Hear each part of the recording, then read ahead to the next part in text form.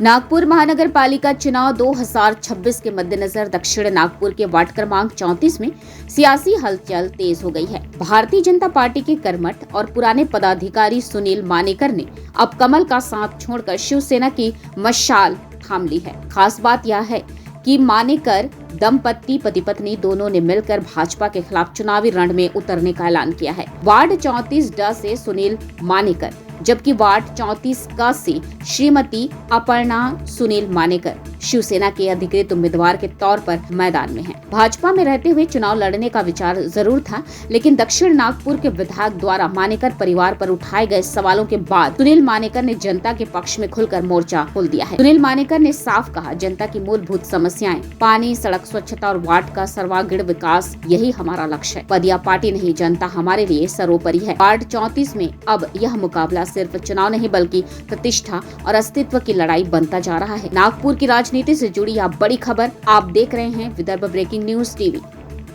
निवडणूक लढवायची आहे ही माझा आदेश ठरलं होतं आणि भारतीय जनता पार्टीला मी तिकीट मागितली होती आणि लास्ट मोमेंट पर्यंत रात्री 10 वाजेपर्यंत मला तिकीट देण्याचं त्यांनी म्हणजे ठरवलं की बाबा मला तिकीट मला नाही तर माझ्या मिसेसला असं वगैरे सगळं चाललं, परंतु काही कारण असतील नेत्यांचे की ते मला तिकीट देऊ शकले नाही, परंतु ते त्यांच्या जागी बरोबर असेल, परंतु निवडणूक लढवावी ही ह्या वार्डातले सर्वसामान्यांची जनतेची इच्छा होती। 200-400 लोक मान्य गडकरी साहेबांच्या घरी पण जाऊन आले, परंतु त्यांच्या काही अडचणी असतील त्याच्यामुळे मला तिकीट नाकारण्यात आले आणि मग मला उद्धव सेनेने बी फॉर्म दिला आणि आम्ही दोघे नवरा बायको आज निवडणुकीच्या रिंगणामध्ये उभे। नाही बघा, ते माझे नेतेच नाही तर माझे मोठे बंधू आहे, माझे त्यांच्या फॅमिलीचे वैयक्तिक संबंध चांगले आहे। आता राहिला प्रश्न की त्यांनी म्हटलं की बा कोण मानेकर 5-7 वर्ष झाले तो पार्टीमध्ये आला, तर 2017 मध्ये भारतीय जनता पार्टीने माझ्या मिसेसला बी फॉर्म दिला होता, तिकीट दिली होती निवडणूक लढवण्याकरता। जर 2017 मध्ये मला भारतीय जनता पार्टी तिकीट देऊ शकते तर 6-7 वर्षात मग मी पार्टीत कसा आलो, हा पहिला मुद्दा। दुसरा मुद्दा असा आहे, सन 2002 मध्ये भारतीय जनता पार्टीने प्रभाग क्रमांक 33 ज्या ठिकाणी माझे राहतो विश्वकर्मा नगरला, त्या ठिकाणी शेषरावजी अस्तनकर, प्रभूजी अरखेल आणि येनुरकर यांच्या मिसेस हे 3चं पॅनल होतं। त्यावेळेला मी त्यांचा बूथ प्रमुख होतो सन 2002 ला।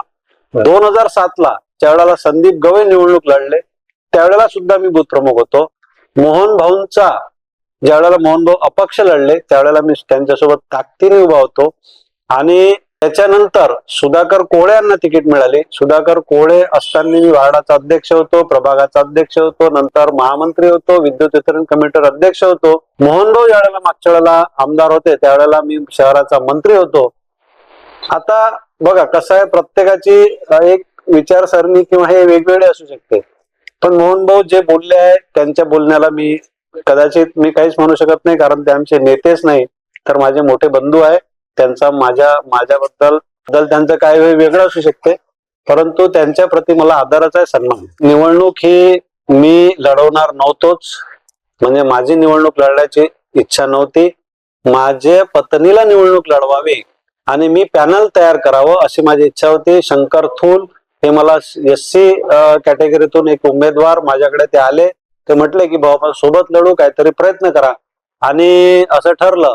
त्यानंतर सोनकुसरे जे माझे नगरसेवक होते त्यांची पुतणी माझ्यासोबत आली आणि त्यांनी सुद्धा म्हटलं की भाऊ मी तुमच्या सोबत आहे, आणि आमचे माजी अध्यक्ष ज्यांच्यासोबत मी ताकदीने काम केलं भारतीय जनता पार्टीमध्ये, संजयजी ठाकरे, हे सुद्धा माझ्यासोबत त्या पॅनल मध्ये येण्यास तयार झाले आणि त्यांनी तो बी फॉर्म घेतला, बी फॉर्म भरला, बी फॉर्म भरून आम्ही सगळे इथून रॅली काढली, सोबत फॉर्म भरायला महानगरपालिकेमध्ये गेलो।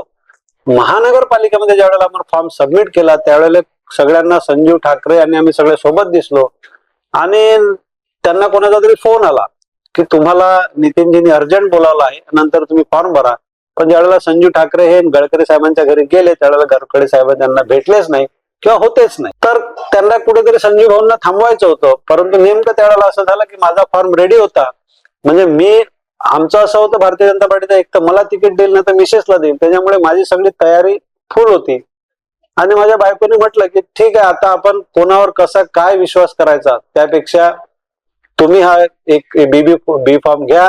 आणि मग मला वेळेवर एक बी फॉर्म देण्यात आला आणि मग मी माझा बी फॉर्म भरला आणि आज आनंद या गोष्टीचा आहे की प्रभागातली जनता अत्यंत उत्साही, दोघे नवरा बायकोंना नगरसेवक पाहण्याकरता. ही लढाई कोणासाठीच काही नाही आहे, सर्वसामान्य जनतेची लढाई आहे. सर्वसामान्य जनतेची इच्छा होती की मी ही निवडणूक लढवावी. गेल्या 10 वर्षापासून समाजकार्य माझी मिसेस माननीय सखीमंच्या माध्यमातून करत आहे. आम्हाला आनंद आहे की 6-7 हजार महिलांना मी प्रशिक्षित करू शकलो, त्यापैकी 1000-1500 महिलांना मी रोजगार देऊ शकलो. एखाद्या नगरसेवकाने सांगावं की सामाजिक सौलभ्य जपलं का, आणि एखाद्या नगरसेवकाने सांगावं की मी माझ्या स्वतःच्या पैशातून रोजगार दिला, मी माझ्या स्वतःच्या पैशाने याचीही मदत केली, त्यावेळेला आपण मानू शकतो. परंतु इथे मानेकर जिंकले काय हारले काय ह्याच्याशी काही संबंध नाही. माझं जीवन हे समाजासाठी समर्पित आहे आणि ते मी समर्पित करणारच आहे, हा माझा दृढ निश्चित आहे. परंतु ही लढाई माझी सर्वसामान्य जनतेकरता आहे. सर्वसामान्य जनता माझ्या पाठीशी ताकदीने उभी आहे आणि हे मला दिसत आहे, आणि मी त्या जनतेसाठी स्वतःच्या शेवटच्या श्वासापर्यंत लढाई देईन, एवढा माझा दृढ निश्चय आहे. बघा, आम्ही जर पती पत्नी म्हणून निवडून आलो तर सगळ्यात महत्वाची आणि म्हणजे माझं एक स्वप्न आहे ते की ज्या गोष्टी मी माझ्या लहानपणी करू शकलो नाही, किंवा मी माझ्या एज्युकेशन मध्ये काहीतरी कुठेतरी कमी पडलो, माझ्या परिस्थितीनुसार कमी पडलो, माझ्या गरिबीनुसार कमी पडलो, तर माझा सर्वात महत्वाचा माझा उद्देश आहे की येणाऱ्या काळामध्ये शिक्षणाला मी भर देईल. गरीब विद्यार्थ्यांना, होतकरू विद्यार्थ्यांना मी 10वी आणि 12वी आणि स्पर्धा परीक्षा यांचा ट्युशन क्लास हे मोफत करणार आहे. हा माझा पहिला उद्देश आहे. दुसरा उद्देश असा आहे की स्त्री शिक्षण तर सुरूच आहे, परंतु त्यांना आत्मनिर्भर कसं बनवता येईल, अजून काय त्यांच्यासाठी करता येईल, हा माझा दुसरा उद्देश आहे. आणि रोड, रस्ते, नाल्या, गटर हे तर नगरसेवक म्हटलं की ते करणं आलंच, त्यात काही भाग नाही. माझं सगळ्या जनतेला एकच आव्हान आहे की आपण आपल्या सद्बुद्धीचा वापर करावा. मी मत मागतो म्हणून मत मला द्यायचे नाही, तर जे लोक तुमच्याकडे मत मागायला आले त्यांना एक प्रश्न विचारा की तुम्ही सामाजिक सौख्य काय जोपासलं आहे आणि समाजाच्या शेवटच्या घटकापर्यंत तुम्ही तुमची काय योजना पोहोचवली आहे, किंवा तुम्ही स्वखर्चाने स्वतःच्या यांनी काय केलेलं आहे.